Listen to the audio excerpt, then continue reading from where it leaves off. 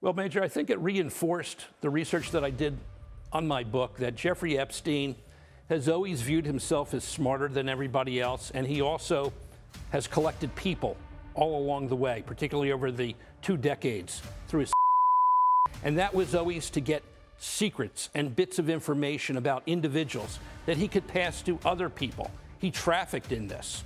We have been told for years that Steve Harvey lives in a completely different universe from Jeffrey Epstein and Sean Diddy Combs.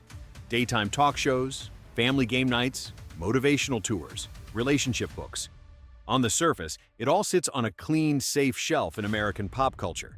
But when you line up the timelines, the lawsuits, and the public silence, another picture starts to show through. It is not a single smoking gun. It is a pattern of how power protects itself and how one man managed to keep a family man crown sitting on his head while some very dark accusations circled around his name. So, tonight, we are going to walk through how Steve Harvey's image survived the kind of stories that would have destroyed almost anyone else, who tried to warn us, who decided to look away, and why his brand is still worth hundreds of millions while old clips of his ex-wife keep resurfacing on social media. But before we begin, don't forget to subscribe, like, and leave a comment if you love this kind of content. All right, let's dive in. First, let's talk about the public version of Steve Harvey most people know.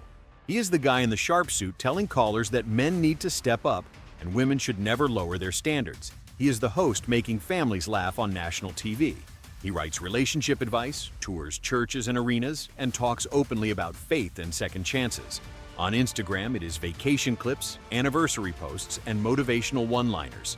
If you only watched that feed, you would think the story begins and ends right there. A man who made mistakes early in life, turned things around, and is now teaching everyone else how to avoid heartbreak. But that is not the only version of Steve Harvey that exists in the record. In the mid-2000s, his divorce from his second wife, Mary, was handled in Texas courts. Years later, she would go online and say that the settlement a judge promised her was never honored. In one clip that has been shared over and over, she says, "Steve turned my son against me," and talks about being left emotionally and financially destroyed. Not having closure part was really devastating. But on top of that, he took my Winton. Took my Winton from me. He turned my son against me. Had me evicted from our house. Thrown out. In 2017, she filed a civil suit in Los Angeles that used heavy language. Conspiracy against rights, torture, even something she called soul destruction, a phrase she used to describe a mix of deprivation and psychological torment. The judge in that case did not hold a full trial. Instead, he said the lawsuit belonged back in Texas because that was where the divorce was finalized, and dismissed it on jurisdiction grounds. Steve's team called the case frivolous and completely false. On paper, the court pushed the case away. In public, the accusations just hovered. At the very same time, Steve Harvey's career was not slowing down. It was accelerating. He was signing new deals, moving his talk show to fresh partnerships, launching festivals, and locking in book contracts built on his role as a trusted voice on love and family.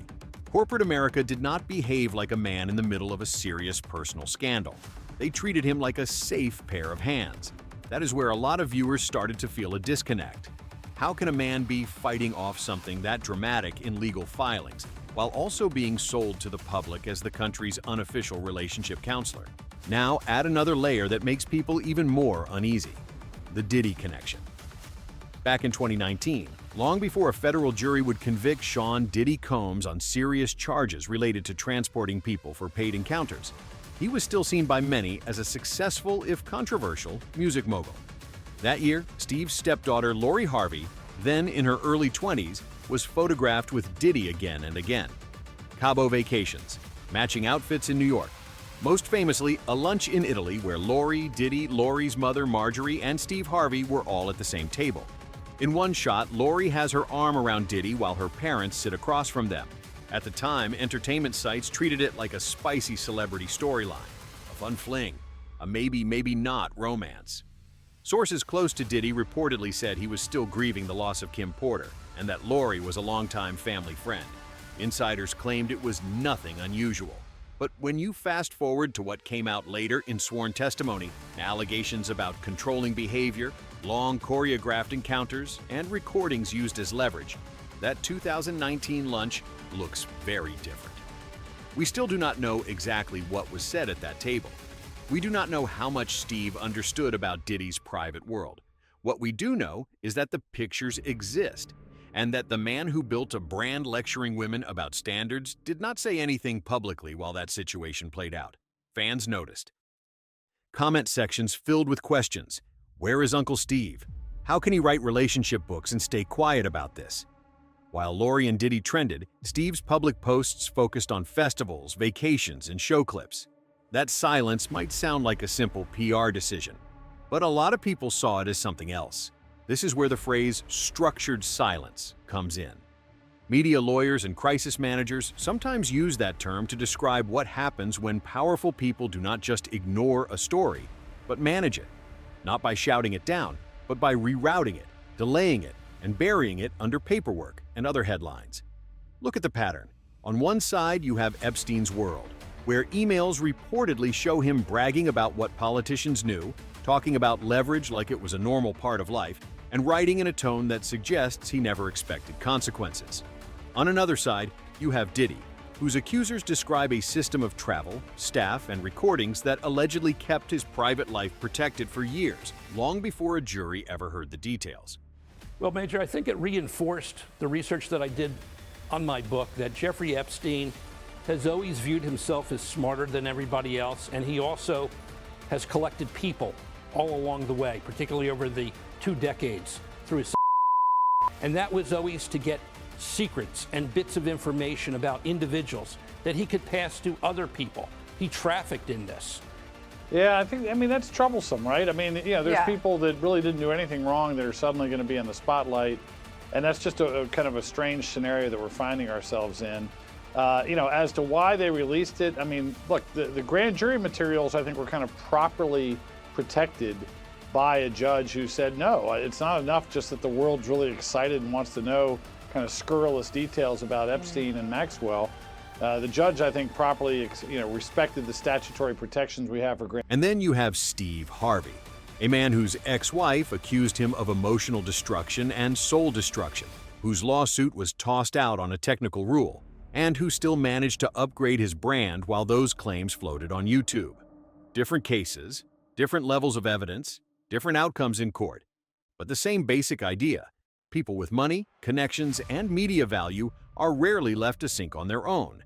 There are teams, there are strategies, there are silent decisions being made far away from the cameras. According to people who have worked around high-profile TV talent, a comment from Steve about Diddy, for example, would not just be about family drama. It would open him up to follow-up questions. What did you see at those parties? How long have you known about these rumors? Did you ever confront him? In that world, sometimes it is easier for everyone involved if the public father figure says nothing at all. We also have to talk about how Steve himself responds when he is under pressure. When he famously announced the wrong winner at Miss Universe in 2015, he turned a global mistake into a running joke, more bookings, and new deals. When reports came out about tension with staff or ratings slipping on one network, he moved to another platform and kept his festival and radio empire growing. That does not happen by accident. It suggests a man who understands how to ride out backlash, how to control a narrative, and how to keep the redeemed family man image front and center while the messier parts of his story stay off the main stage. None of this proves that Steve Harvey was part of anything criminal. The exact details of what happened inside his marriages, inside Diddy's private events, or inside the rooms where Epstein sent those emails are not fully visible to us. There are gaps, sealed records, and stories that may never be told on camera. But when you line up the timelines, when you watch Mary Harvey begging to be heard in old videos while Steve's business deals keep getting bigger, when you see that Italy lunch with Lori and Diddy, and then hear what later came out in federal court, you start to understand why so many people feel like something about this picture does not add up. Maybe Steve Harvey is exactly who his books say he is, a flawed man who learned from his mistakes and now wants to help others. Maybe he is also someone who learned very quickly how protection works in Hollywood, The lawyers, the PR teams, the no comments, and the well-timed new projects. Both things can be true at once. So I want to hear from you. When you look at Steve Harvey's public image, Mary's old accusations, Lori's connection to Diddy, and the wider world of powerful men whose secrets are kept behind closed doors, what do you think is really going on here? Do you see an innocent man caught next to ugly headlines, or a system quietly making sure certain stories never fully land? Drop your thoughts in the comments. Tell me what part of this timeline sticks with you the most, and who you think is still being protected.